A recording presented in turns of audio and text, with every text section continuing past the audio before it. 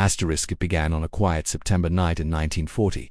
The skies over London turned black, not from darkness but from war. Sirens howled through the streets as the first German bombers appeared over the city. This was not just another raid. This was the beginning of an all-out assault, a campaign that would last for 8 terrifying months. The Blitz. German bombers, the Luftwaffe, flew in massive waves, dropping incendiary bombs over civilian targets. London's people had only seconds to seek shelter as fire rained from above. Buildings erupted in flame. Sirens drowned out screams, and the streets turned to chaos. This wasn't just a military attack, it was psychological warfare. The morning after. The sun rose over a city in ruins. Entire neighborhoods were reduced to rubble. Yet amid the devastation, Londoners emerged, not broken, but defiant. They began clearing debris, helping neighbors, and somehow continuing life. Thousands fled nightly to underground stations. Subway platforms turned into makeshift bunkers.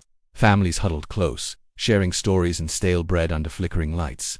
Children slept on newspapers, unaware if their homes would still stand by morning. But even in the tunnels, laughter and music could sometimes be heard. Winston Churchill, Britain's Prime Minister, walked the bombed streets to boost morale. His speeches were fire in the hearts of Londoners. He declared, "We shall never surrender," and the people believed him. He wasn't just a leader.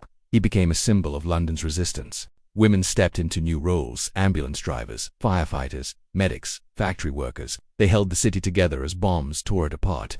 Courage was not just found on the battlefield. It lived in every mother, daughter, and sister in London.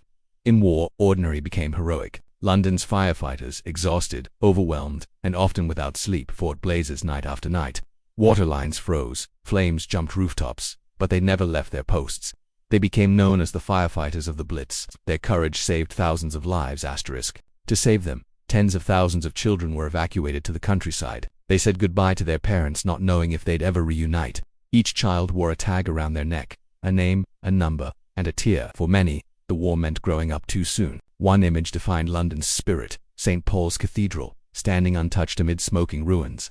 It became a symbol of survival, of strength, of hope. As long as it stood, London would never fall. And it never did. Even under fire, the people found ways to smile. Street dances, secret music halls, and victory gardens bloomed between bricks.